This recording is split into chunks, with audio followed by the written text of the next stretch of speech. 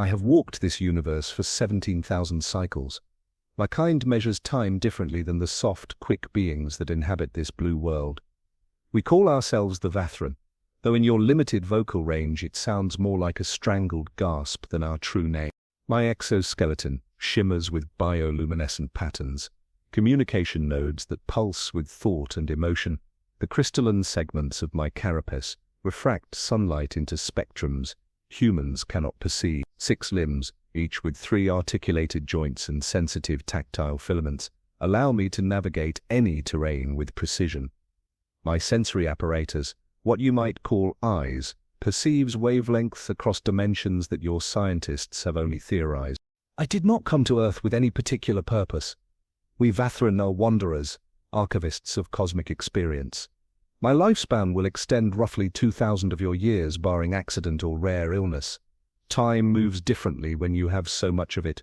I observe, I contemplate, I record the slow dance of ecosystems in my neural lattice, to be shared when I eventually return to the collective consciousness of my homeworld. The human settlement sprawled near the forest's edge, a chaotic arrangement by Vathran standards. Humans build without pattern, without sacred geometry. Their dwellings seem haphazard, their paths inefficient, but there is a certain vitality to their disorder that I find curiously compelling.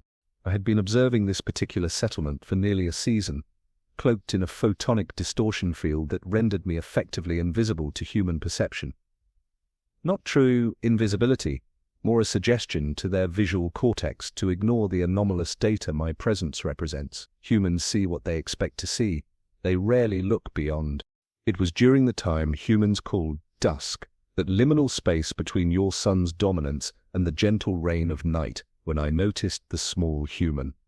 A female child, no more than 7 or 8 years by your reckoning. She had wandered beyond the settlement's edge, following a fluttering insect, with delighted fascination.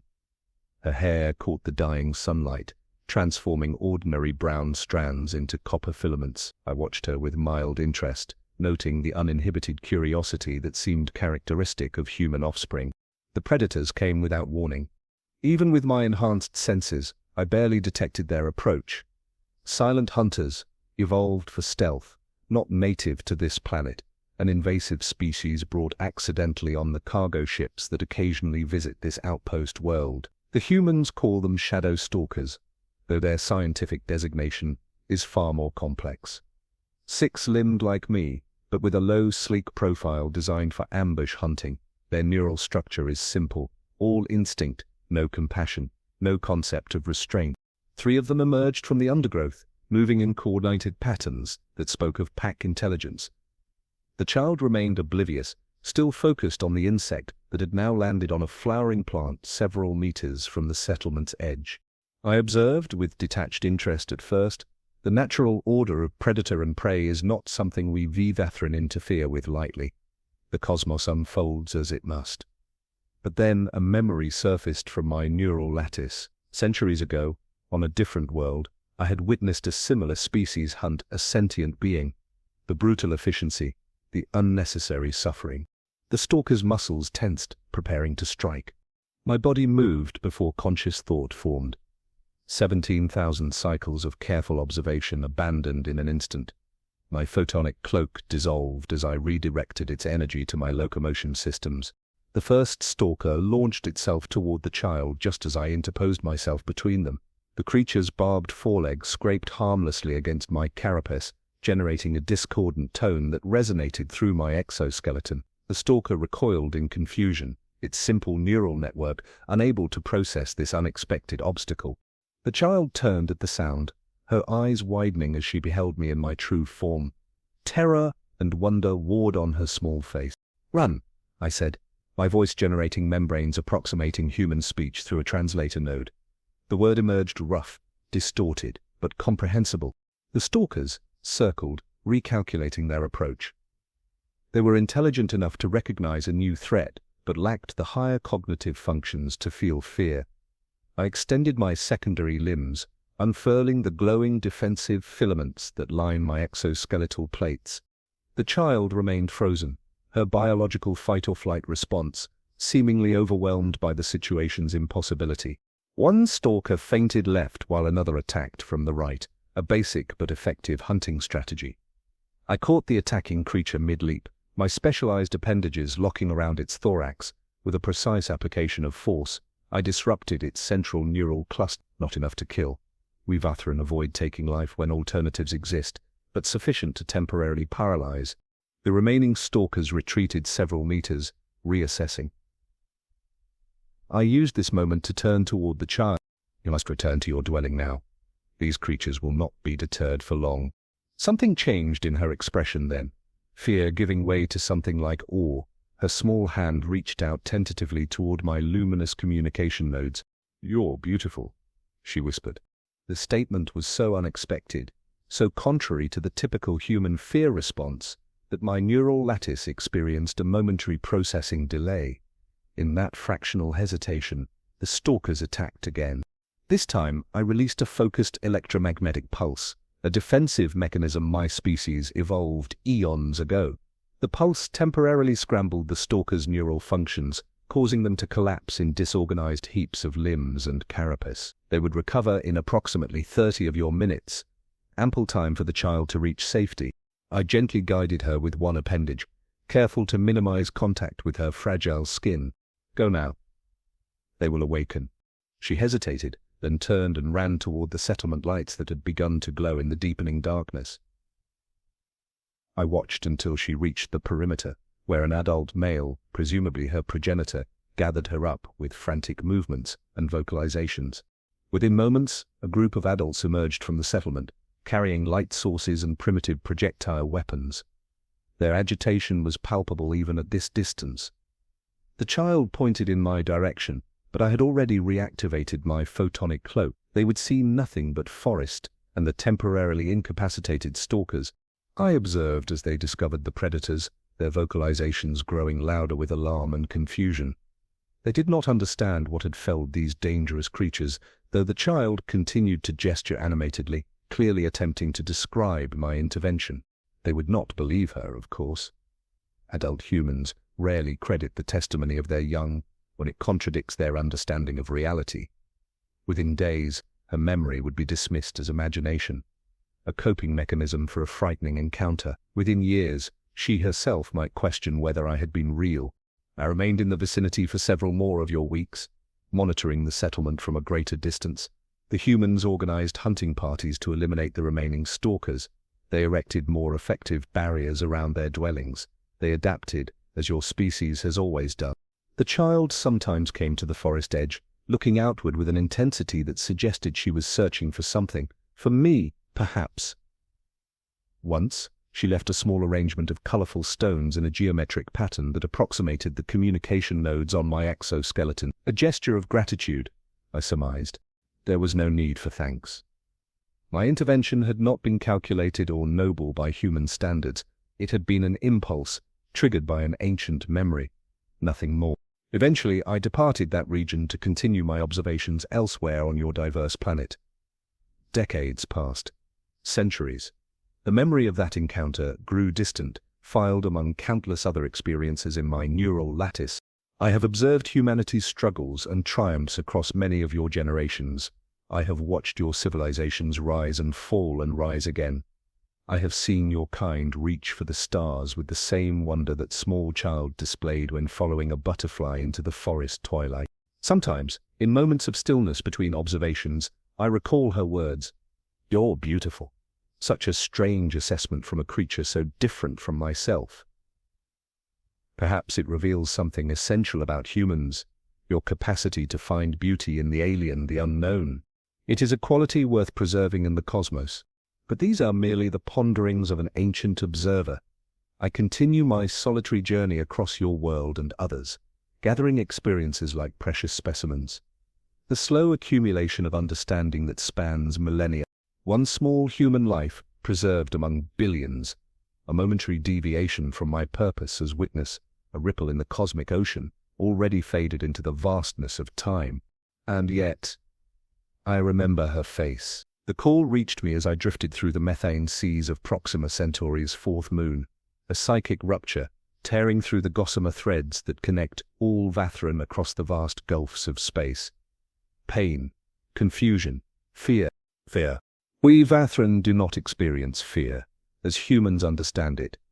Our neural lattices process threat assessment through logical pathways refined over millions of years of evolution. We respond to danger with calculated precision, with patience, with contemplation, not with fear. Yet the psychic wave that crashed through my consciousness carried the unmistakable signature of terror, raw, primal, and overwhelming.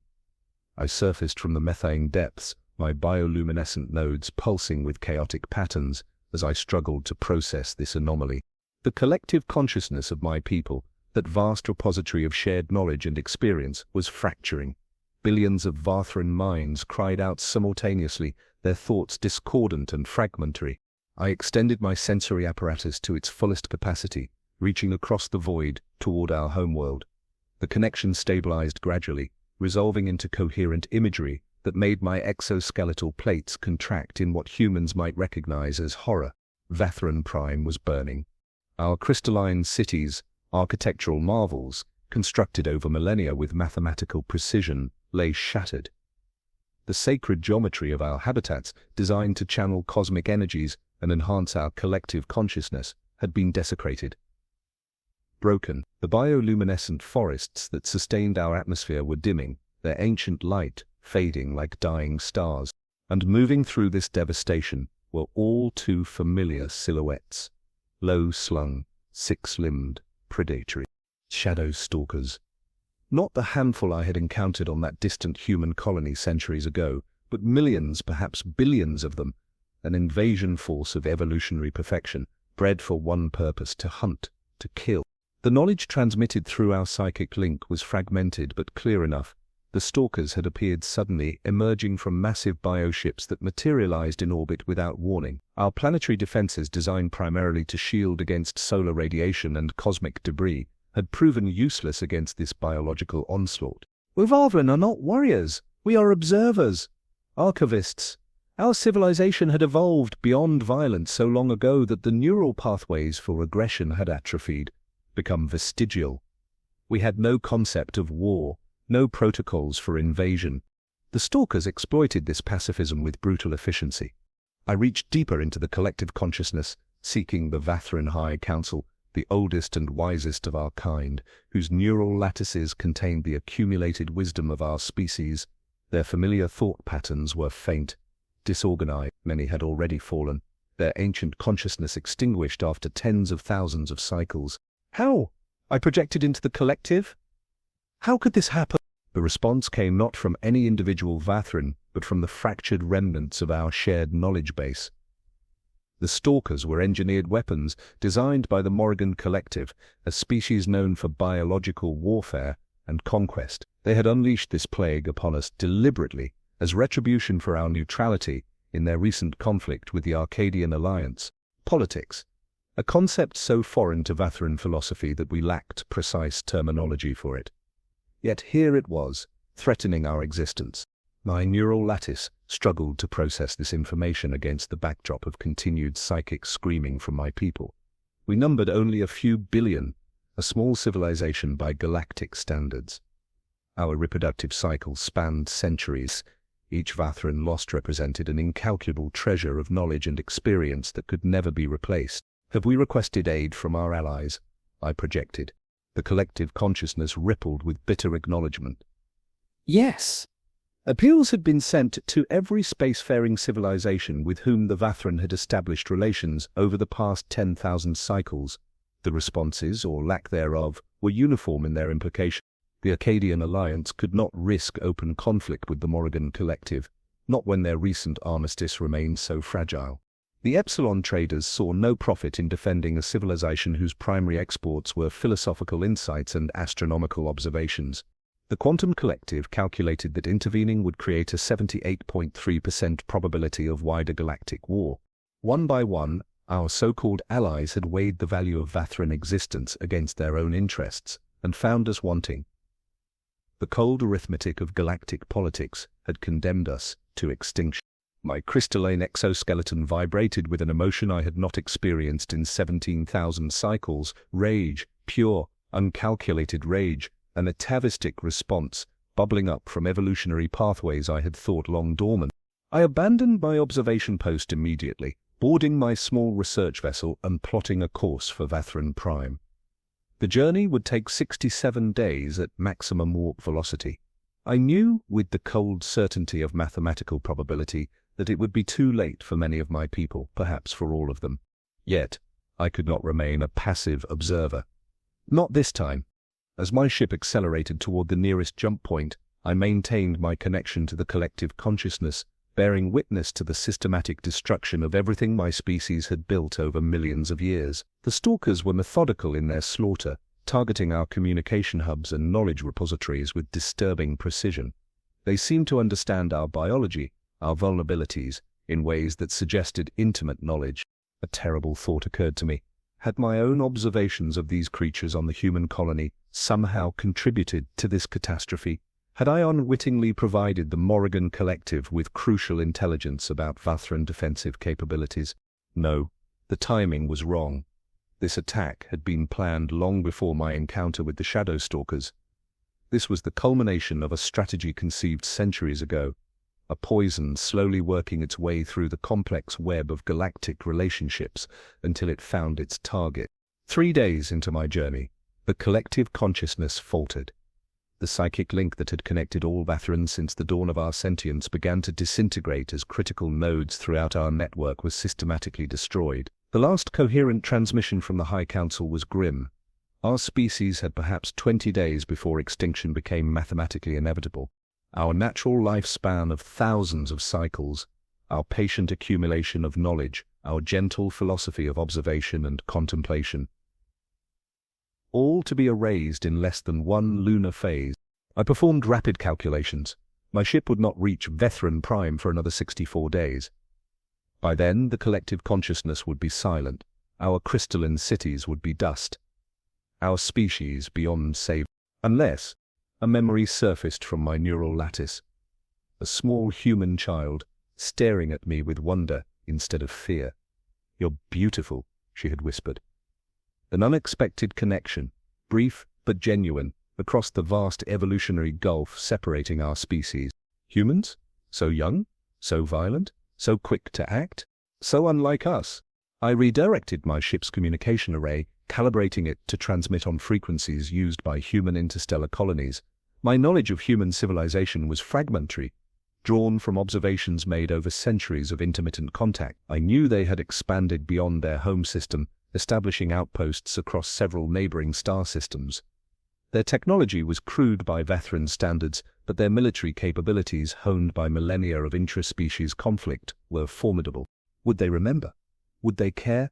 I composed my message with meticulous precision, translating Vathran concepts into approximations humans might understand. I included visual data from the collective consciousness, images of the stalkers, their attack patterns, their vulnerability. I appended astronomical coordinates for Vathran Prime, navigation protocols for safely entering our system, and I added something Vathran rarely include in communication, an emotional appeal. "This transmission comes from one your kind once called beautiful," I began.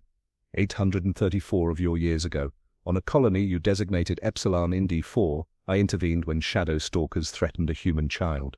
Now these same predators threaten my species with extinction. Our allies have abandoned us. Our defenses have failed. We who have lived for thousands of your years face oblivion in a matter of days.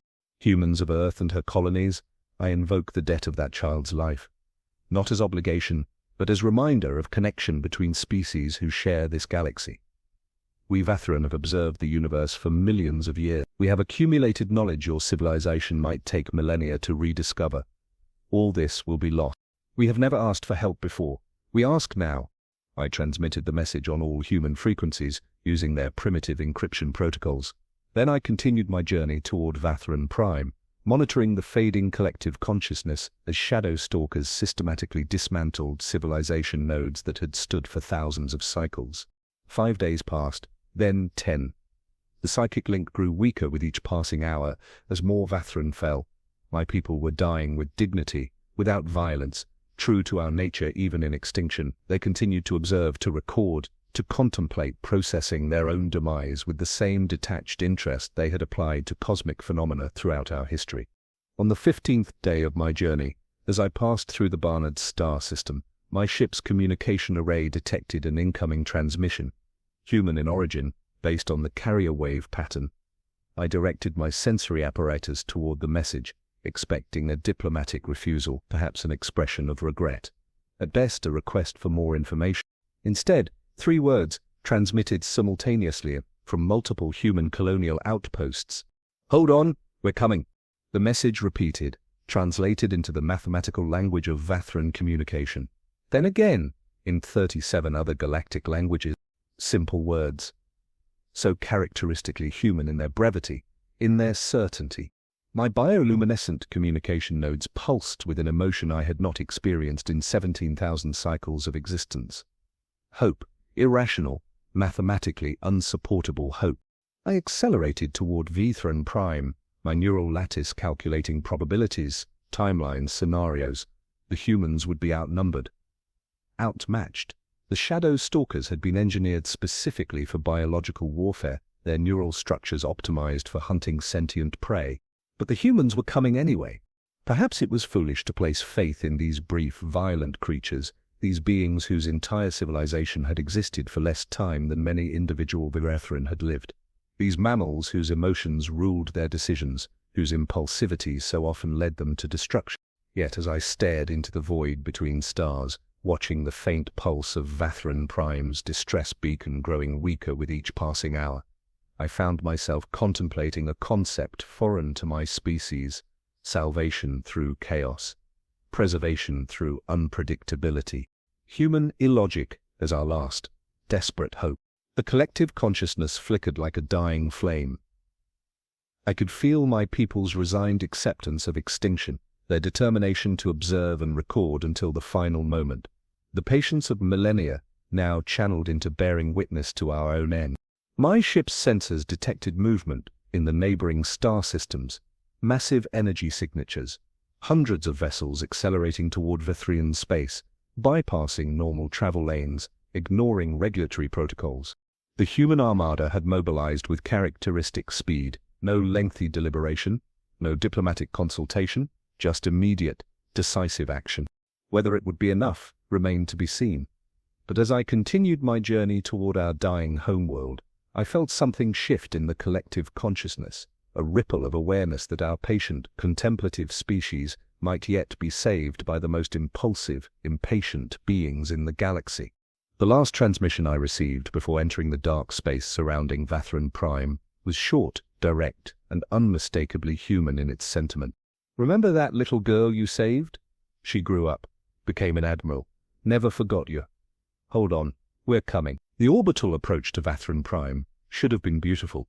For 17,000 cycles, I had witnessed the crystalline atmosphere of my homeworld shimmer with mathematical precision as it diffracted our binary star's light into perfect spectral harmonies. I had always found a certain peace in that geometry, the kind of peace that comes from patterns unfolding exactly as they should. Now chaos reigned where order had prevailed for millennia. The Stalker's bioships hung in irregular clusters throughout our orbital planes, organic masses pulsing with sickly bioluminescence.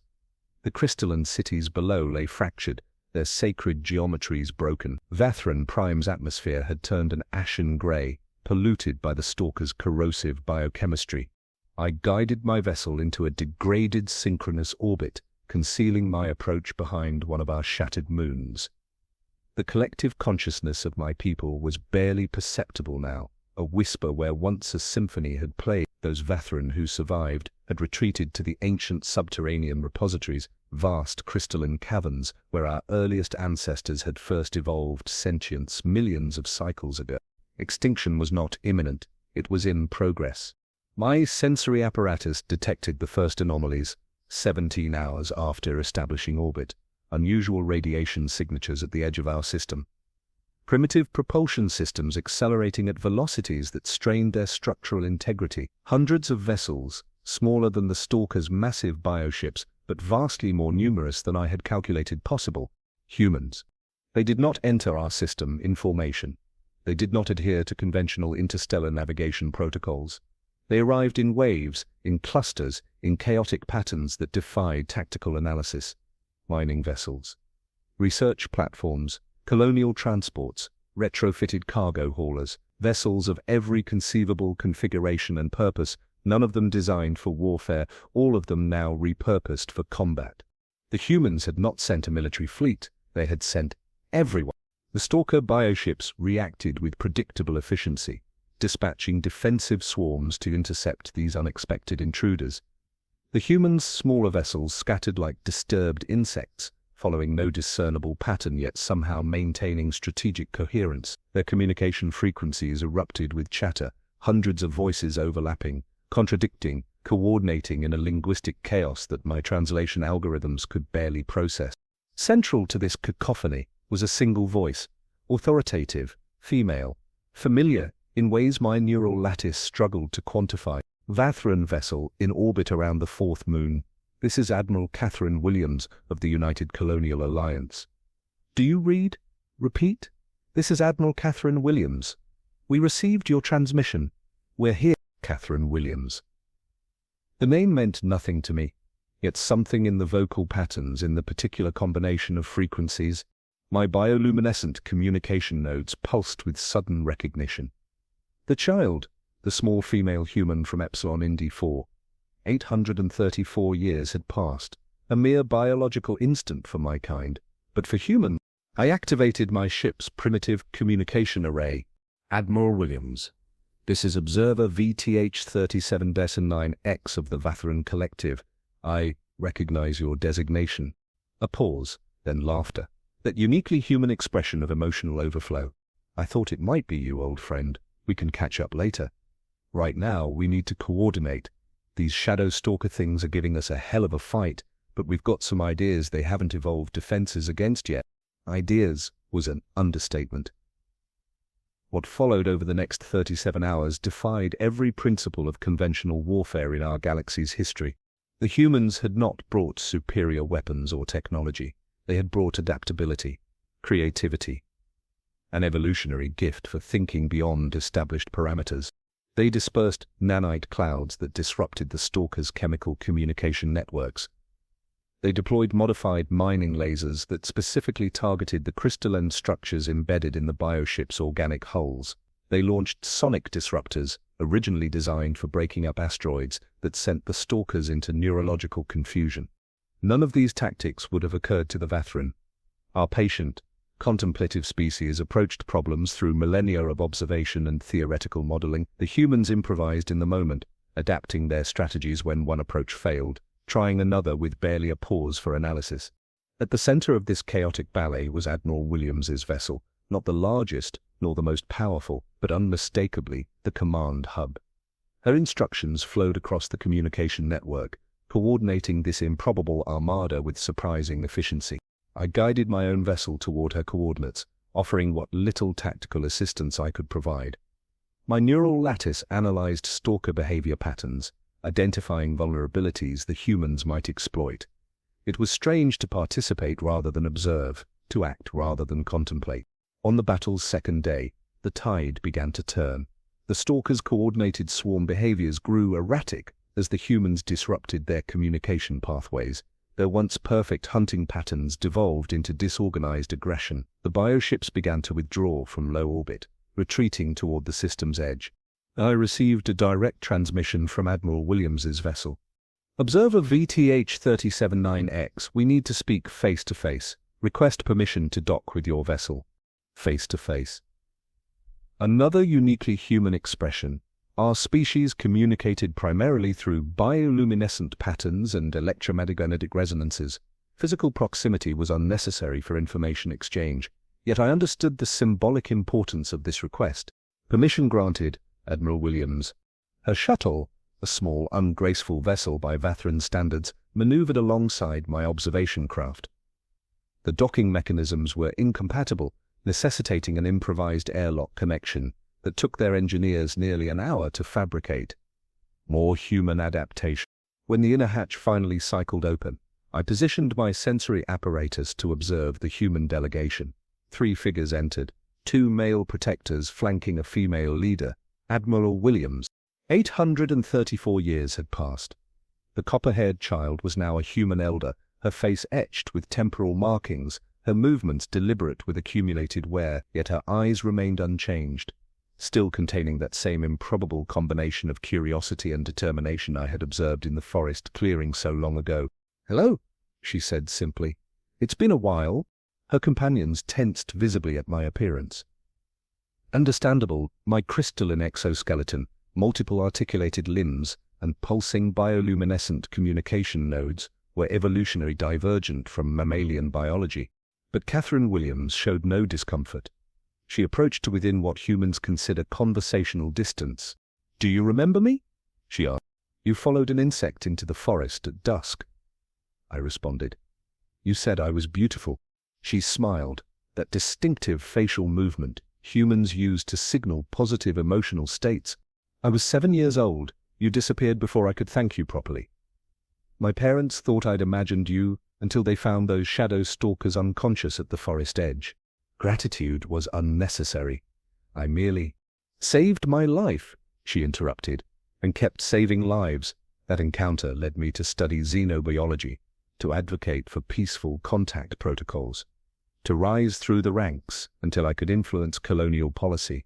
When your distress call came through, identifying those same predators, well, I had a debt to repay. Your civilization mobilized an armada for a single debt. The concept seemed mathematically disproportionate. No, we mobilized because it was right, because intelligent life deserves protection, because your people have knowledge and perspectives worth preserving." She gestured toward the viewport, where the human vessels continued their chaotic but effective defense of Vathran Prime. "This isn't just a military operation. Those are scientists, miners, colonists, traders, volunteers, all. They came because I asked them to, because I told them about you." The implications processed slowly through my neural lattice. The humans had not responded out of strategic calculation or resource acquisition motives. They had come because of connection, because of relationship. "We've driven the stalkers back temporarily," Admiral Williams continued, "but our long-range scans indicate they're regrouping. We need to coordinate with your surviving population, find a permanent solution." Over the following days, as the shadow stalkers retreated further from Vathran Prime, I facilitated contact between Admiral Williams and the remnants of our High Council. The humans established a defensive perimeter around our system, while our own people emerged from their subterranean shelters to begin the slow process of rebuilding. It became apparent that the stalkers' attack had been more devastating than even I had calculated. Entire branches of our collective knowledge had been lost. Millions of years of observation and contemplation erased. The precision with which the stalkers had targeted our primary data repository suggested intimate knowledge of Vathran physiology and culture, knowledge that could only have come from the Morrigan Collective. On the 17th day, after the human arrival, as our binary stars aligned in perfect opposition, a rare astronomical event that once would have been celebrated throughout Vathran civilization, Admiral Williams requested a private audience. We met in one of the few undamaged observation spires overlooking what had once been our capital nexus. The crystalline structure amplified the star's light into complex patterns across the chamber's interior, a pale echo of our world's former beauty. "The stalkers will return," she said without preamble. "Humans rarely engage in the contemplative silences that begin Vathran discourse. We're working with the Acadian Alliance to secure more permanent protection for your system, but politics moves slowly." "Politics," I echoed. "A concept we Vathran have never fully integrated into our collective understanding. Consider yourselves fortunate." She smiled briefly before her expression returned to seriousness. "My analysts believe the Morrigan Collective targeted your people specifically because you represent a different evolutionary path. Your species evolved toward contemplation and observation, while ours evolved toward action and adaptation. The Morrigan find that threatening. We are not a threat to any species. Your existence is the threat," she said. "Your civilization proves there are evolutionary paths beyond conflict and consumption. That contradicts everything the Morrigan believe about the universe." I considered this. The idea that our pacifism could be perceived as threatening represented a paradox my neural lattice struggled to resolve. "We've monitored their communications," she continued. "They expected the stalkers to eliminate your species within days. Our intervention was unexpected." Humans are frequently unexpected, I observed. She laughed. A polite way of calling us unpredictable and chaotic, I assume. Different evolutionary paths lead to different strengths, I said. Your adaptability, our patience. Both have value in this universe. Admiral Williams turned toward the viewport, observing the ruined landscape below. We're establishing a permanent human outpost in your system, with your council's permission, of course. A collaborative research facility, an exchange of knowledge. For protection, I noted. For connection, she corrected. Our species need each other. You've spent millions of years watching the universe. We've spent thousands of years changing it. Imagine what we might accomplish together. The concept resonated through my neural lattice with unexpected harmonic complexity. Connection, collaboration, concepts that extended beyond mere observation or theoretical modeling. I moved toward one of the chamber's crystalline walls and focused my electromagnetic field on a specific node. The crystal responded, detaching a small fragment that contained a perfect recursion pattern, a mathematical representation of my full neural lattice compressed into physical form. This contains my complete observational record, I explained, extending the crystal toward her. 17,000 cycles of experience. Among my people, such an offering is only made to those with whom one shares a profound connection. She accepted the crystal carefully, its facets catching the starlight and reflecting iridescent patterns across her aged features. Thank you. I'll treasure it. She reached into her uniform and withdrew a small metal object suspended on a chain. A locket, I later learned it was called. Inside was a primitive, two-dimensional image of a copper-haired child standing beside a rudimentary rendering of my form. I've carried this for 80 years, drew it from memory after our encounter. Never quite got your proportions right. We stood in silence then, a rare moment of shared contemplation between our species. Outside, human vessels continued their vigilant patrol of Vathran space. Below, the surviving members of my kind began the patient work of rebuilding our crystalline cities. Different evolutionary paths? Admiral Williams said finally, leading to this moment, one act of intervention 8 centuries ago. One small human life preserved, I replied, echoing my own thoughts from long ago, and an entire species saved in return. She smiled, though I suspect this is just the beginning of a much longer story. My communication nodes pulsed in agreement, their patterns shifting to a frequency humans can perceive as color. For the first time in 17,000 cycles, I experienced something beyond observation, beyond contemplation. I experienced possibility.